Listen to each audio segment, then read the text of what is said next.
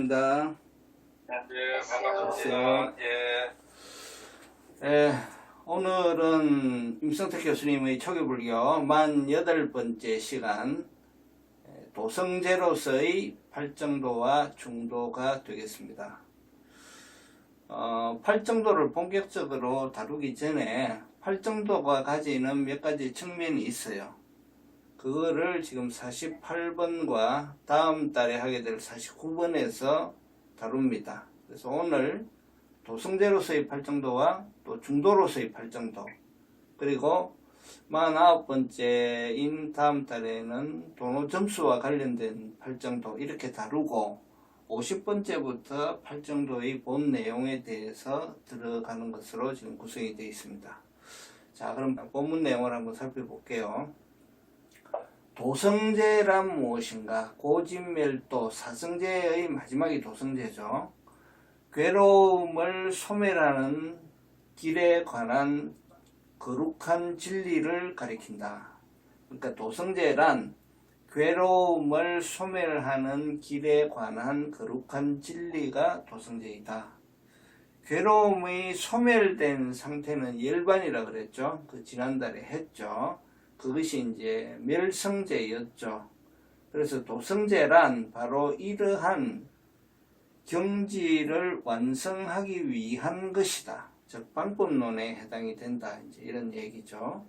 사성제의 최후 위치에 놓인다. 그러니까 하나, 둘, 셋, 넷 중에 맨 마지막에 해당이 된다. 괴로움에 대한 인식으로부터 출발한 사성제가 바로 이 단계에 이르러 최종적인 완성에 이르게 된다.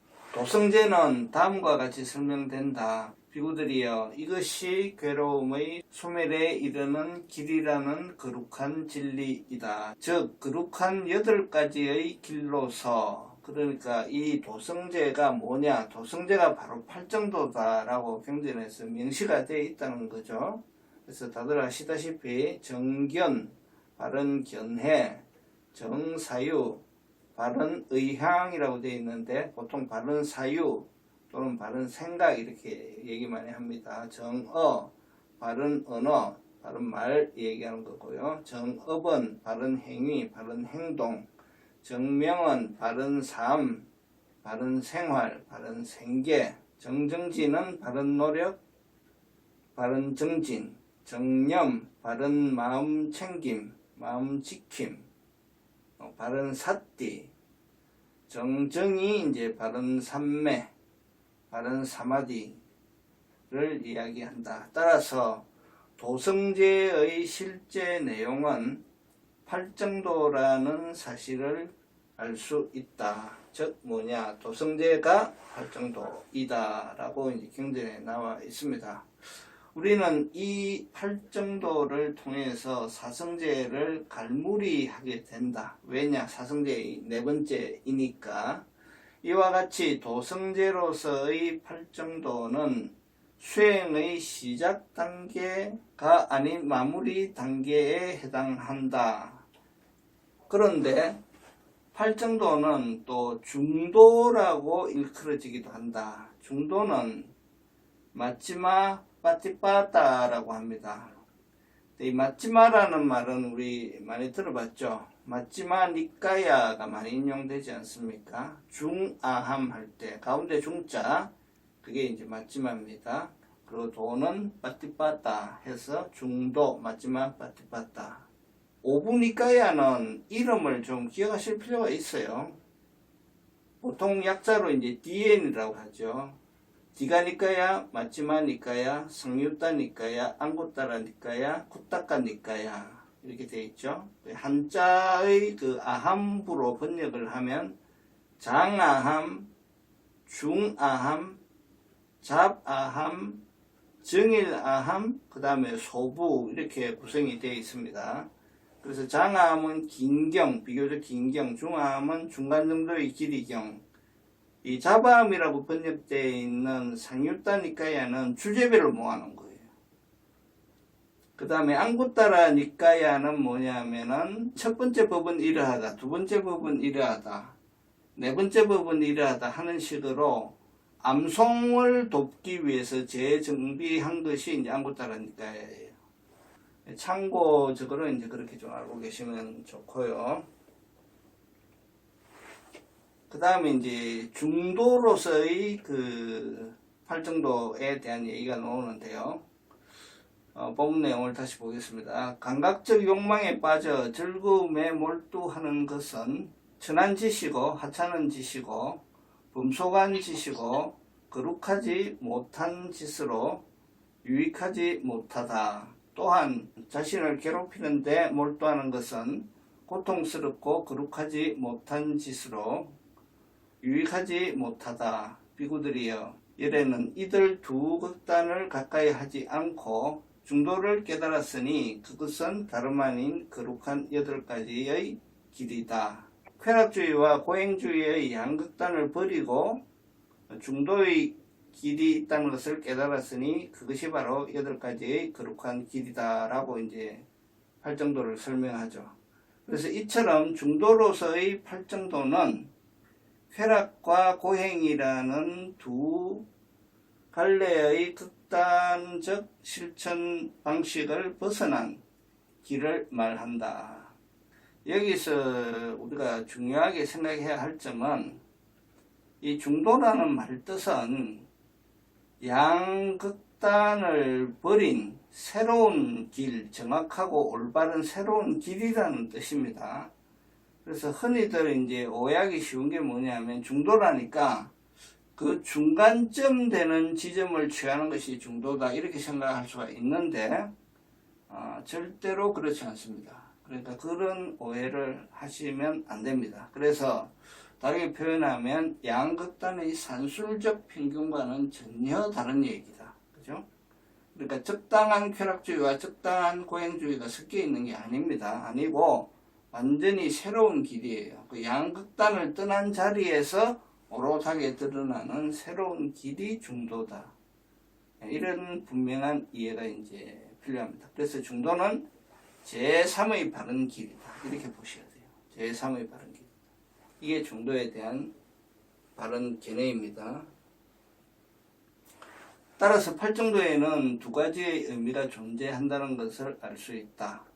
자, 도성제를 구성하는 팔정도라는 면, 그 다음에 중도에 해당하는 팔정도. 지금 이 양쪽을 설명 지금 다 하고 있죠. 그래서 전법륜경에도 보면은 이러한 설명이 나온다. 도성제로서의 팔정도와 중도로서의 팔정도가 따로따로 분리해서 언급되고 있다. 중도로서의 팔정도는 사성제에 대한 설명이 본격적으로 등장하기 이전에 나타난다. 따라서 이것은 사성제를 실천해 나가기 위한 예비적 가르침으로서의 성격을 띈다고 할 수 있다. 반면에 도성제에 배속된 팔정도는 사성제의 맨 마지막 가르침에 해당된다. 이것은 사성제를 마무리하는 차원에서 행해진다. 전법륜경에 보시면은 부처님이 처음에 이제 오비구를 만나는 장면이 나옵니다. 오비구에 대한 최초의 설법을 하시는 장면이 나오는데 거기에 이제 그 설법의 순서가 이렇게 구성이 되어 있어요. 맨 처음에 서로 인사를 나눈 다음에 부처님께서는 그 당시에 비구들이 빠져있던 고행주의, 그리고 또 그 상대적인 쾌락주의에 대한 양극단에 대한 비판을 먼저 하십니다. 그 두 개가 잘못되었다. 그리고 중도로서의 새로운 길이 있다. 그것이 팔정도라는 8가지의 길이 있다라고 예비 설명을 하세요. 예비 설명. 그러니까 이제 거기가 해당되는 것이 중도로서의 팔정도예요. 그래서 예비 가르침을 하신 다음에 자, 내가 이제 상세하게 사성제를 설하리라 해서 사성제를 설하세요. 사성제를 설하시고 그 다음에 도성제, 사성제의 맨 마지막 부분 도성제로서의 팔정도를 본격적으로 상세하게 설명을 하신다. 이게 이제 전법륜경에 나오는 순서이고 여기에 두 가지의 성격을 가지는 팔정도가 다 나오죠. 중도로서의 팔정도, 도성제로서의 팔정도가 다 나오는데 법이 설해진 순서는 이러하다. 부비스러진 순서는 이러하다. 중도로 표현되는 팔정도의 실천은 금운고의 줄에 비유할 수 있다. 예컨대 금운고의 줄은 지나치게 팽팽하지도 않고 느슨하지도 않을 때 비로소 아름다운 선율을 기대할 수 있다라고 경전에 나오는데, 지금 여기서 번역은 금운고의 줄인데 인도에 금운고가 있습니까? 없죠. 그래서 원전을 찾아보면은 위나라는 또는 비나라고 하는 그 일종의 비파에 해당이 된대요. 우리 동양권의 비파에 해당되는 그런 현악기가 있다는 거예요. 그래서 이 악기가 실제로 이제 경전에 나오는데, 번역할 때 이 악기 이름을 얘기하면 잘 모르잖아요. 못 알아듣잖아요. 그러니까 이제 금문고로 쉽게 번역을 그냥 하는 경우가 있습니다. 그러나 현악기의 줄이다, 그냥 이렇게 이해하시면 됩니다. 그러하듯이 괴로움을 소멸하기 위한 닦음은 쾌락에 빠지지도 않고 고행에도 치우치지 않는 중도적인 실천이다. 그러니까 내용은 팔정도인데 그 팔정도를 쾌락주의에 가까운 형태, 즉 슬금슬금 이렇게 놀면서 닦는 것도 아니고 고행주의에 가까운 형태, 즉 뭐 제대로 자지도 않고 제대로 먹지도 않고 그런 고행주의적인 태도로서 닦는 것도 아니다는 거죠. 예. 그러한 면에서 이제 고행주의와 쾌락주의를 양쪽을 다 배격하지만 내용에 있어서는 그 새로운 거죠. 부처님께서 8가지로 정확하게 정립하신 그런 거죠. 다만 이제 그 팔조가 가지는 의미는 중도의 길이다, 그리고 사성제의 마지막에 해당되는 거다, 이렇게 지금 본문 내용을 정리를 하고 있습니다. 한편 도성제를 구성하는 팔정도는 사성제의 마지막에 해당된다. 이것은 고성제와 집성제 그리고 멸성제를 순차적으로 실현한 연후에 닦는 것으로 이미 완성의 단계에 해당한다고 할 수 있다. 자, 이 부분에 대해서 어떻게들 생각을 하세요? 저는 이 표현에 대해서 생각이 좀 다릅니다. 여기하고. 제가 옳고 이 글이 틀렸다는 게 아니라 보는 시각이 좀 다르다는 겁니다. 그 부분은 이제 좀 더 말씀드립니다. 근데 특히 어느 부분이 좀 다른가 하면 고진멸을 다 닦고 도성제를 닦는다라는 표현이 조금 어색하다는 거죠. 그래서 제가 갖고 있는 견해는 고진멸을 닦을 때 이 도성제가 필요한 거예요. 그리고 고진멸의 완성과 함께 도성제도 완성된다고 하면 맞아요. 그러나 고진멸을 닦는 처음 단계부터 이 팔정도는 필요한 거예요. 그래서 고진멸은 어떤 사상 체계입니다. 교리입니다. 부처님의 교리이고, 도성제는 실천 방법으로 봐야 된다는 게 이제 제 생각입니다. 내용을 좀 더 보도록 하겠습니다. 중도로서의 팔정도는 괴로움의 소멸을 위한 실천적 태도와 방법을 가리킨다. 그런데 이 중도라는 표현은 후대 학자들에 의해 연기의 원리와 결부되기에 이른다. 자, 지금까지는 중도로서의 팔정도와 사성제의 도성제로서의 팔정도 얘기를 했는데, 이게 이제 세 번째 얘기가 나오죠. 연기로서의 팔정도 얘기가 여기 이제 나옵니다. 그래서 이 얘기는 무슨 얘기냐 하면요. 자, 고행주의와 쾌락주의를 떠난 것이 중도다. 그리고 그 중도는 팔정도다. 이렇게 얘기를 했는데, 실천 방법이 아니라 사상적으로는 뭐냐 이거죠. 고행주의라고 하는 것은 사상이잖아요. 무슨 주의, 자본주의, 공산주의 하듯이 주의라는 것은 사상이에요. 고행을 해야만 괴로움에서 벗어날 수 있다는 주의죠. 그게 아니고 단밀론에 가까운 쾌락주의가 있는 거죠. 그러면 중도라고 할 때, 이 두 개를 버린 중도라고 할 때 중도의 사상성은 뭐냐는 거죠. 그럼 중도의 사상은 뭐냐? 옛날에 성철 스님한테 누가 물었어요. 스님, 불교 사상의 가장 핵심이 뭡니까? 할 때 스님이 한마디로 그거 중도요 이랬거든요. 그러면 사상으로서의 중도는 뭐냐 하면 그것은 연기법이다 이렇게 말할 수가 있어요. 그러니까 이거는 이제 세 번째 얘기죠. 사상으로서의 중도는 연기법이다 하는 얘기입니다. 근데 이 연기법이다 하는 얘기는 부처님 당시 때 놓은 얘기는 아닙니다. 부처님 당시 때 놓은 얘기는 아니고 후대에 가서 이런 표현이 나왔다. 그리하여 중도연기라는 새로운 수로가 등장한다. 중도연기에 따르면 모든 현상은 상호 의존적인 관계로 존재하는 것으로 낱낱의 독자성을 강조해서는 안 된다. 또한 모든 존재의 상호 의존적 특성을 분명히 인식하기 위해서는 개개의 사물이 지닌 독자적 측면에 매몰되지 않는 시각이 요구된다.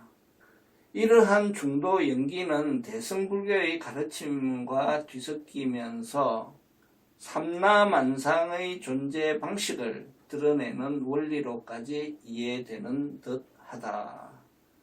여기서 이제 이 연기에 대한 특성을 설명하잖아요. 연기라고 하는 것이 뭐냐 하면은 결국 의존해서 일어나는 게 연기죠. 의존해서 일어나는 것이 사물의 본질이고 현상의 본질이다라는 설명을 하고 있기 때문에 그 내용을 들여다보면은 중도라는 것은 연기라는 걸 얘기하고 연기라는 것은 결국 무아를 얘기하는 거예요. 불교의 중도 사상은 연기 사상을 얘기하고 연기 사상의 핵심은 무아에 있다. 이렇게 이해하시면 큰 틀을 정확하게 이해하시는 거예요. 그래서 나중에 이제 우리 도반님들이 많은 공부를 하시고 체득을 하시게 되면 이게 결국 한 얘기를 하고 있다는 것을 아시게 됩니다. 중도와 연기와 무아가 표현이 다를 뿐 결국 똑같은 이야기이구나 이렇게 되는 거예요. 그런 깨달음이 이제 오시게 됩니다. 자, 중도 연기는 전체적인 맥락에서 개개의 현상이 지니는 독특성을 바라볼 것을 권장한다. 바로 그것이 편견과 극단을 벗어난 중도의 의미라는 것이다. 그런데 유감스럽게도 초기 불교 경전에서는 이와 같은 중도 연기의 직접적인 용어는 나타나지 않는다. 경전에 그런 직접적인 표현이 없다는 것입니다. 중도라는 용어는 예외 없이 팔정도에 관련되며 중도는 뭐냐? 경전 초기 불교에서 중도하면은 연기를 얘기하면 복잡해진다는 거예요. 연기 얘기하지 말고 중도가 뭡니까? 중도 그 부처님께서 설법하신 건데 그건 결국 팔정도야. 이렇게 얘기하는 것이 초기 불교적인 정확한 대답이다. 괴로움을 소멸하는 태도와 방법을 가리킬 뿐이다. 붓다께서는 세계의 이치를 규명하는 이론적인 작업보다는 현실의 괴로움 자체에 더욱 많은 관심을 가졌다. 그래서 부처님께서는 이론주의자, 사상주의자가 아니라 굉장한 실용주의자다. 이런 거죠. 우리 그런 부처님의 특성을 많이 느끼게 됩니다. 독화살이 독에 관한 일화에서도 우리 알 수 있죠. 독화살 맞았으면 빨리 뽑아야지. 그게 무슨 독이냐 불석하고 있으면 죽는다. 그런 사변적 견해의 소유 여부와 상관없이 시시각각으로 닿는 괴로움의 현실에 주목하라고 일렀다.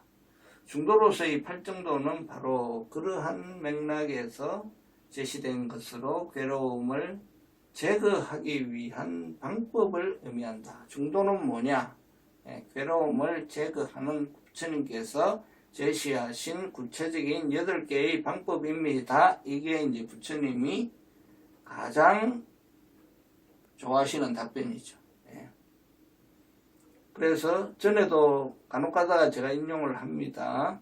맞지마니까야 뱀의 비유경에서 비구들이여 나는 예전에도 그러했고 지금도 그러하듯이 괴로움과 괴로움의 소멸을 설할 뿐이다. 부처님의 태도죠. 우리도 이제 활정도 수행자로서 이제 이런 측면에서 부처님과 그 호흡을 같이 하는 거예요. 이 템포를. 그래서 우리가 비록 교학을 공부하지만 이 교학은 뭐냐면 내가 하고 있는 수행법을 잘 이해하기 위해서 배운 거예요. 이것을 다른 사상과 비교해서 비판, 평가, 판단, 분석하기 위해서 배우는 거는 아니다는 거예요. 그거를 하시는 분들은 따로 계세요. 그 불교 학자들 많이 계시잖아요. 교수님들도 많이 계시고 또한 학생으로서의 일을 주로 하시는 스님들도 계시니까 그는 그분들이 하시는 부분이고 수행자로서의 교학을 배우는 사람들은 이제 이런 측면에서 이제 경전을 이해하고 그것을 내 수행에 도움이 되는 도구로서 쓰는 그런 자세가 필요하다는 얘기입니다. 초기 불교의 경전에 하나는 한, 중도는 어디까지나 팔정도에 국한한다. 중도는 뭡니까? 중도는 연기입니다. 이렇게 대답하지 말고 중도는 팔정도입니다. 수행법입니다. 이렇게 대답하는 것이 맞다. 중도 연기라는 확장된 해석은 초기 불교 이후에 발달된 교리적인 내용과 결부된다고 할 수 있다. 이 점을 간과하고 중도의 가르침을 지나치게 확장 해석하는 것은 옳지 않다. 물론 이와 같은 새로운 용어 사용은 부정적인 시각으로만 바라볼 수는 없다. 이러한 시도는 붓다의 가르침이 담고 있는 심오한 뜻을 재해석해낸 결과라고 할 수 있다. 그러나 중도연기라는 말에 경도되어 팔정도를 잊어서는 안 된다. 유감스럽게도 일부 학자들에 의해 언급되곤 하는 중도연기는 팔정도를 배제하는 듯한 느낌마저 풍긴다. 이러한 경향은 초기 불교를 사변적으로 몰고 가는 듯하다. 한편 앞서 언급했듯이 도성제로서의 팔정도에도 다시 주목할 필요가 있다. 자, 그래서 이제 중도 연계에 대한 얘기는 다 마치고 이제 도성제로서의 팔정도에 대한 얘기가 이제 나옵니다. 도성제로서의 팔정도는 사성제의 세 번째 단계인 멸성제를 실현한 상태로 닦는다. 이렇게 이제 써놨는데, 이제 이 부분이 제가 이제 이 부분의 해석하는 견해가 좀 다르다 그랬죠. 실현한 상태로 닦는다라기보다는 실현하기 위해서 닦는다. 처음부터 닦는 거예요, 처음부터. 도성제의 완성은 멸성제의 완성과 함께 한다. 이것은 맞습니다. 이것은 맞지만, 멸성제를 다 한 다음에 비로소 도성제를 닦는다고 하면은 오해가 일어나기 쉽다는 거예요. 그래서 저는 아까도 말씀드린 것처럼 고집 멸도는 하나의 교설로 보고 그 중에 도성제는 수행법으로 보는 거예요.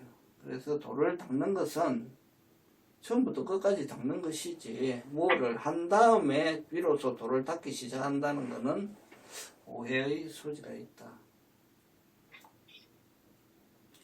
사성제를 구조를 한번 보세요.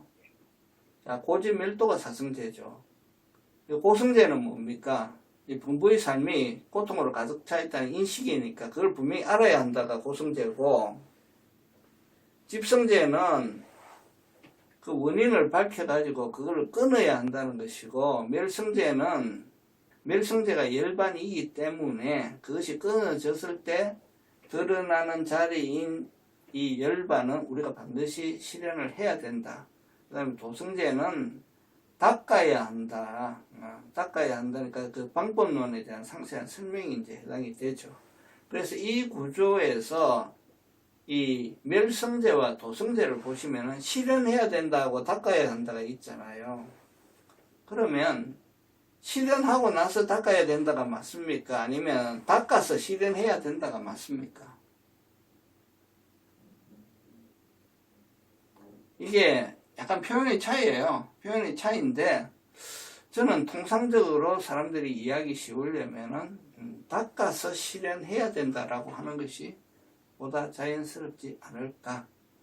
다시 되풀이 말하지만 이것은 이 해석이 옳고 저 해석이 틀렸다가 아니라 이렇게 보는 견해도 있고 이렇게 해석하는 견해도 있다는 것입니다. 양쪽을 다 이제 설명드리는 것이니까 그런 차원에서 이해하시면 되겠습니다. 도성제의 실천 역시 다음과 같이 세 단계로 나누어서 설명된다.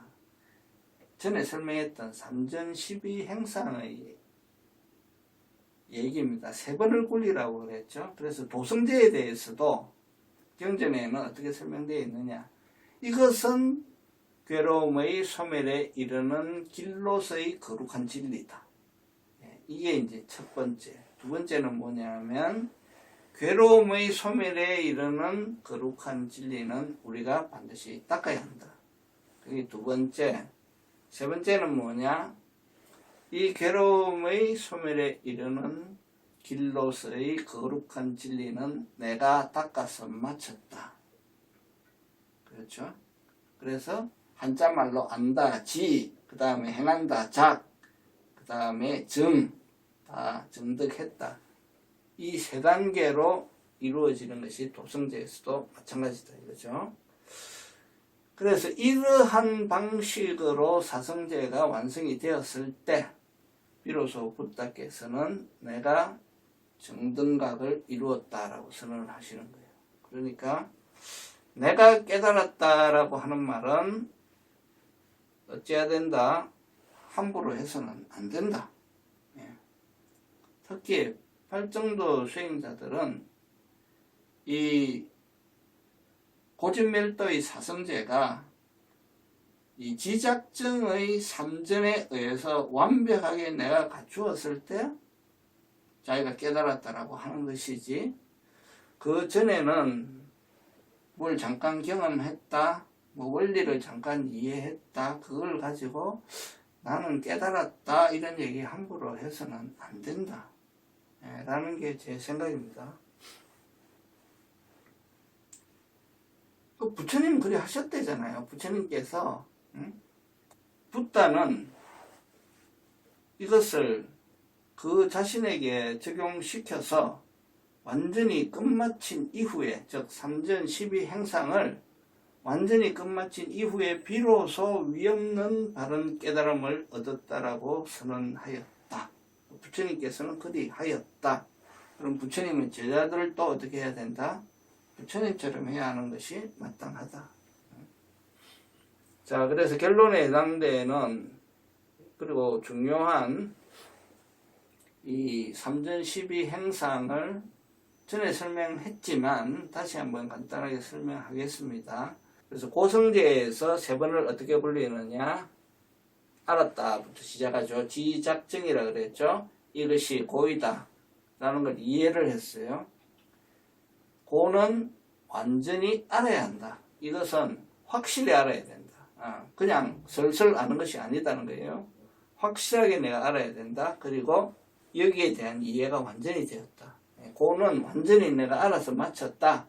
오에 집착할 때 모든 고통이 일어난다는 걸 내가 완전히 알았다. 확실하게 알은 거죠.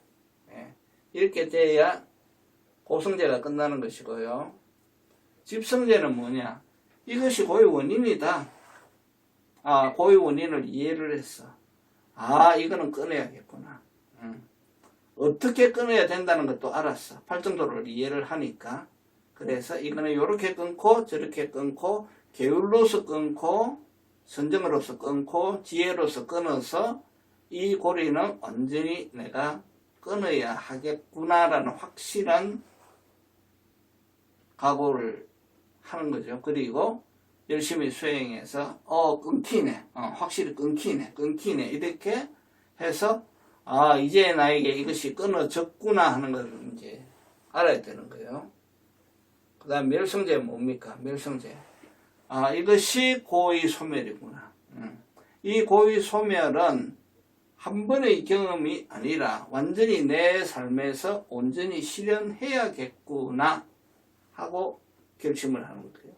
그래서 수행을 열심히 한 결과 해탈과 열반이 정득되고 이 멸성제가 이제는 나에게 실현이 되었구나 라고 이제 되어야 멸성제가 끝나는 거죠. 자, 도성제는 이제 8가지 아닙니까? 이것이 고의 소멸로 이끄는 확실한 길이다라는 이해를 분명히 해야 되고, 이 팔정도는 8가지를 확실히 닦아야 되는구나 하는 각오를 해야 되겠죠. 그리고 닦는 그 원리도 전에 설명했듯이 이해가 돼야 됩니다. 팔정도를 수행함에 있어서 항상 정견이 먼저다. 그리고 정진과 정념이 애워선다. 이런 구조로 진행이 된다. 이런 것도 이해를 하시고 해서 팔정도는 하나만 닦는 게 아니죠. 8개를 다 닦는 겁니다. 이렇게 열심히 마땅히 닦아야 한다. 그리고 닦은 결과 드디어 닦음이 완성되었다. 이렇게 해야 삼전 12 행상이 다 완성되는 거예요. 이렇게 해야 비로소 다 하는 것이다. 그래서 부처님께서는 이것이 된 다음에 비로소 나는 안욕다랴 삼약삼보리를 얻었노라 라고 선언을 하신 것이다 이거죠. 그러면 이거는 결국은 뭐냐?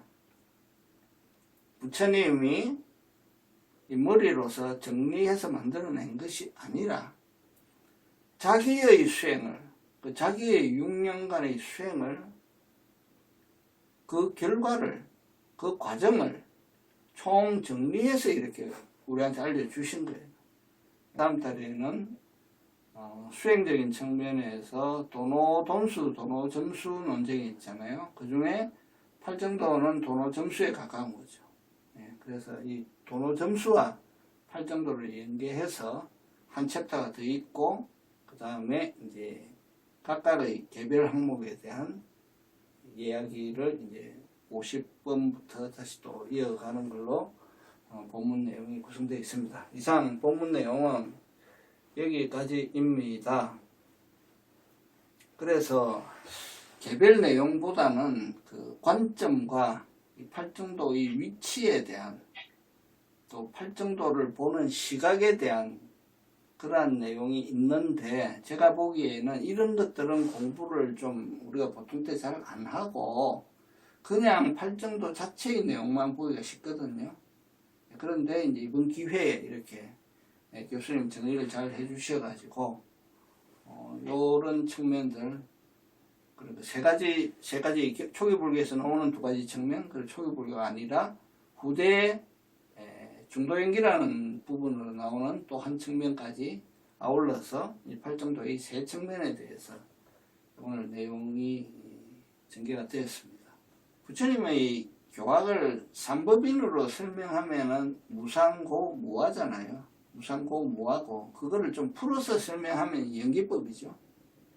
연기법이고, 그것이 이 사성제에 다 포함이 되어 있기 때문에 우리가 교학으로서의 사성제는 알아야 되고, 그 정도 알면은 사실 수행을 하는 데는 아무 문제가 없어요.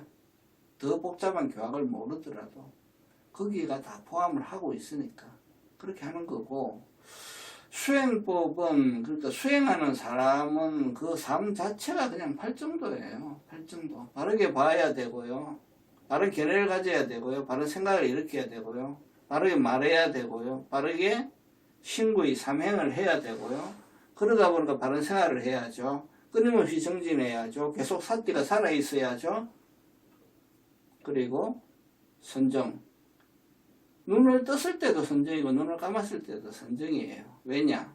선정이라고 하는 것은 집중되어 있는 마음인데, 눈을 감고 할 때는 당연히 명상을 하면서 선정을 하는 것이고, 눈을 뜨고 있을 때도 계속 찰나산매잖아요. 그 정념이란 자체가 계속 찰나적인 산매가 일어나고 있는 게 정념이거든요. 그러니까 팔정도가 생활이다. 수행자는 걸어다니는 팔정도예요. 팔정도. 그 수행자의 삶은 그냥 팔정도가 그 사람의 삶이에요. 그래서 자기를 반주할 때는 하루에 이제 주무시기 전에 자기를 반주할 때는 내 삶에, 오늘의 삶에서 팔정도의 어긋남이 있었는가 이렇게 딱 돌이켜보면 굉장히 쉽게 돌이켜볼 수 있어요. 내가 바른 견해를 흐트린 적이 있는가? 생각은 탐진치에 기반을 두지 않고 사무량심에서 일으켰는가? 바르게 말했는가? 네 가지 나쁜 말이라고 하신 것을 하지 않았는가? 그죠? 그 다음에 행위, 업이 되는 행위를 할 만한 게 있는가? 생활에 엎드러짐이 있는가? 정신을 놓쳤는가? 알아차림을 놓쳤는가? 선정을 놓쳤는가? 이렇게 보는 거예요. 그러니까 팔정도는 그냥 처음부터 끝까지 나와 함께 있는 것이다. 예, 그렇게 이제 생각하시면 돼요. 그래서 뭐 이 사성제 팔정도는 사실상 소개불교 교학과 실천의 모든 것이다. 그래서 계속 반복됩니다. 경전도 보세요. 계속 반복하잖아요. 계속 반복하고 우리도 계속 반복하고. 예, 그렇습니다. 예, 그럼 다음 주에 예, 명상법회 때 예, 뵙도록 하겠습니다. 네, 감사합니다. 예, 들어가십시오. 예, 수고하셨습니다. 예.